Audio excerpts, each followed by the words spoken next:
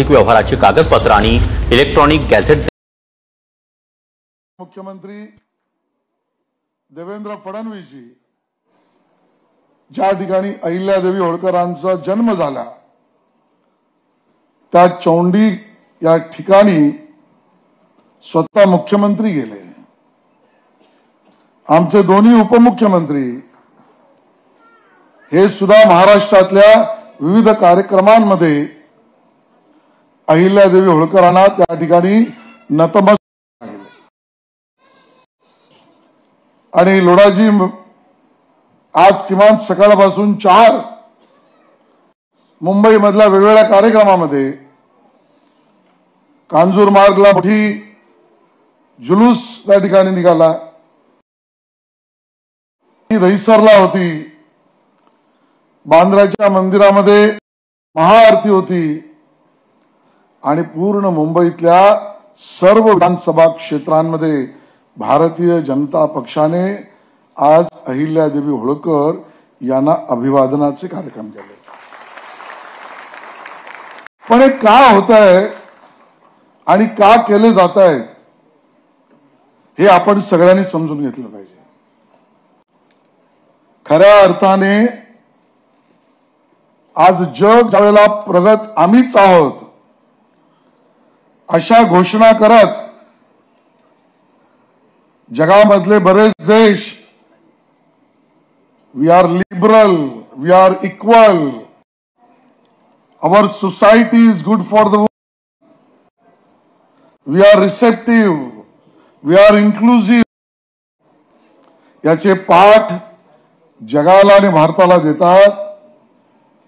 त्या जगाला हे कळलं पाहिजे की 300 वर्षापूर्वी जन्म एक माझ्या महाराष्ट्रातली महिला हिने सामाजिक समतेचा समरसतेचा पहिला कार्यक्रम कोणी केला असेल तर त्या माझ्या अहिल्या देवीने केला आहे। केवळ तेवढंच नाही तर त्यावेळेला असलेली कुप्रथा सती जाण्याची सोशल रिफॉर्म आम्हाला सांगणाऱ्या लोकांना हिंदुस्थान सांगू पाहतोय की 300-250 वर्षापूर्वी किंवा 275 पेक्षा वर्षापूर्वी या सतीच्या कुप्रथेच्या विरोधात लोकांची सेवा करायची म्हणून या प्रथेच्या विरोधात पहिलं बंड जगातल्या कुठल्या महिलेने केलं असेल तर त्या आमच्या अहिल्यादेवी होळकर म्हणून एक कार्यक्रम होता। जगामध्ये ज्यावेळेला लोक, मी आता एका राष्ट्राचं नाव घेणार नाही, अमेरिकेचा शोध असा म्हणणाऱ्या लोकांनी देशाचा शोध जेव्हा लावला त्यानंतरच्याच लगेचच्या काळात जगाला पाणी कसं वाचवलं पाहिजे, पाणी कसं स्टोअर केलं पाहिजे, त्याची टेक्नॉलॉजी काय, त्याची आवश्यकता काय, त्याची मुहूर्तमेढ काय, हे पाण्याच्या संचयाचा लढा आणि धडा जगाला देणारी पहिली राजमाता ही आमची अहिल्यादेवी म्हणून हा कार्यक्रम होता। महिलांना अधिकार नव्हते। जगात काही लोक महिला पुरुष काळे गोरे एका अर्थाने मालविरुद्ध नोकर या संघर्षात होते। त्यावेळेला या माझ्या महाराष्ट्राच्या भूमीत एखादी माझी भगिनी विधवा झाली तर तिला जर ती निपुत्रिक असेल तर तिची सगळी संपत्ती आता तुला काय करायची आहे, सरकारमध्ये जमा कर असा नियम होता। या काळामध्ये विधवा झालेल्या माझ्या भगिनीलाही दत्तक घेता येईल आणि तुझी सगळी संपत्ती त्या दत्तक पुत्राला देता येईल हे निर्णय करणारी माझी अहिल्यादेवी होती। हिंदुस्थान हे जगाला सांगतोय की एक विधवा महिला या हिंदुस्थान मधली अबला कधीच नव्हती। तिने प्रतिकूल परिस्थितीत अधिभौतिक आणि अधिदैविक दोन्ही लढ्यामध्ये स्वतः तारुण्यात पती गेला, पुत्री गेली, सासरे गेले, या सगळ्या दुःखाला बाजूला ठेवून मी न्याय निवाडा करीन तर समानतेने करीन, त्या इक्वॅलिटीचा पहिला नारा देऊन निवाडा करणारी कोणी महिला होती तर ती आमची अहिल्यादेवी होळकर होती. म्हणून ते कार्यक्रम आहेत. काम कशासाठी केलं पाहिजे? कोणी जगत जेता व्हायला जगात राजे निघाले, कोणी त्या काळातले राजे राणी स्वतःच्या कॉलनी बसवत गेली.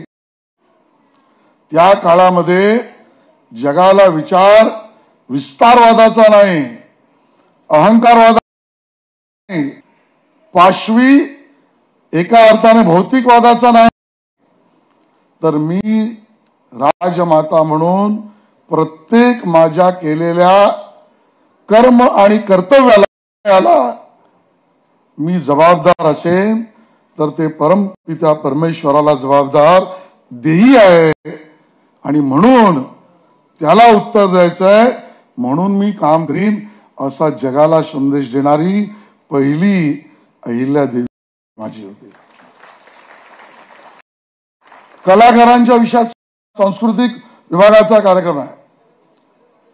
भाई अहिल्यादेवी होळकर यांच्या जीवनामध्ये त्यांनी काय काय केलं, पान काय मांडावं, तर त्यांच्या काळामध्ये जे कलाकार लोककला म्हणून काम करत होते त्या सगळ्यांना पोषण भरण तर नक्की, पण त्यांच्या निवृत्तीनंतरची योजना सुद्धा करणारी योजना कलाकार प्रेमी आमची अहिल्यादेवी होळकर होती.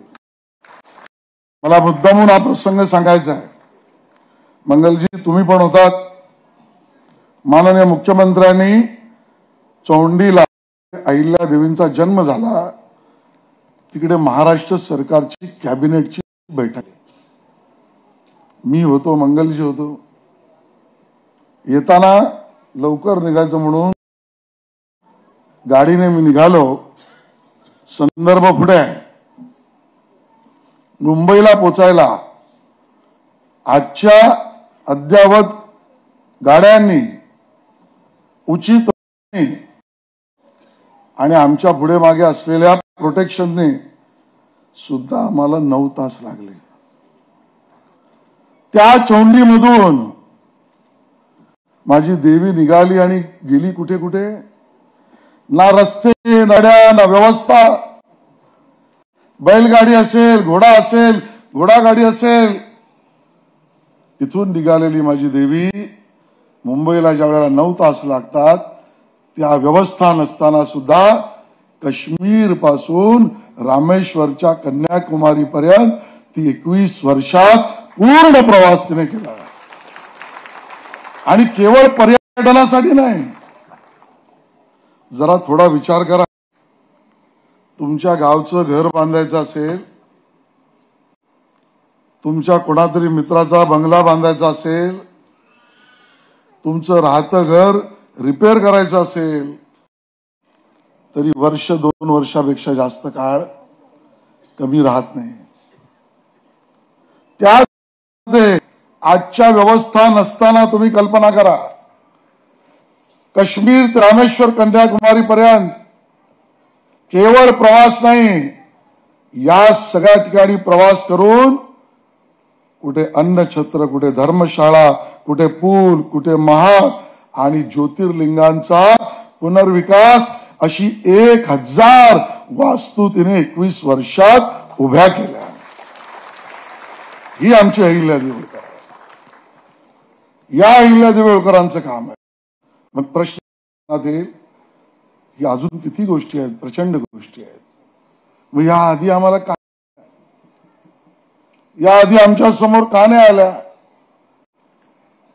विचार स्पष्ट आहे, उत्तरही स्पष्ट आहे. याआधी आल्या नाही, कारण भारतीयाला स्वतःच्या मनावर आणि स्वाभिमान वाटेल अशा गोष्टी इतिहासात सांगूच नये आणि शिकवूच नये या विचारांची नतद्रष्ट लोक राज्यकारभार करत होते.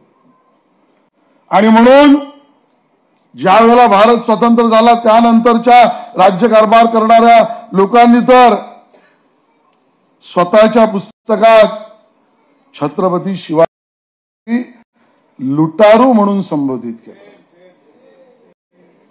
आणि म्हणून ही प्रत्येक भारतीयाची जबाबदारी आहे. आपला गौरवशाली इतिहास हा जनतेसमोर मांडलाच पाहिजे. ज्या छत्रपती शिवाजी महाराजांनी राजा कसा असला पाहिजे, राज्यकारभार कसा चालला पाहिजे, न्याय निवाडा कसा केला पाहिजे, परराष्ट्र व्यवहार काय केला पाहिजे, आर्मी नेव्ही कशी बांधली पाहिजे आणि सगळ्यामध्ये उपभोग शून्य म्हणून जगलं पाहिजे. आजकाल छोटी छोटी पदं मिळाल्यावर हे सगळं माझं वाटणाऱ्या लोकांना हे सगळं असलं तरी मी उपभोग शून्य आहे असं जगलं पाहिजे. असं जीवन छत्रपतींच्या सांगण्यावरच्या चली पहिली देवी आमची अहिल्यादेवी होळकर होती. आणि म्हणून माननीय पंतप्रधान मोदीजींनी हे वर्ष पूर्ण देशभर या गौरव गाथेचं आहे. देवेंद्रजींनी केलेलं या वर्षात सरकारच्या कार्यक्रमाचं नियोजन या प्रेरणे आणि म्हणून आजचा हा कार्यक्रम त्या गौरव गाथेचा आहे, त्या प्रेरणेचा आहे, त्या अहिल्यादेवी होळकरांना अभिवादन करण्याचा आहे आणि त्यामधनं स्फुरण घेण्याचं आहे. ते स्फुरण आपल्या सगळ्यांना येणाऱ्या काळातलं जीवन उत्तरदायी आहोत असं जगण्याची प्रेरणा देव, एवढंच त्या ठिकाणी सांगतो आणि थांबतो. जय हिंद, जय महाराष्ट्र.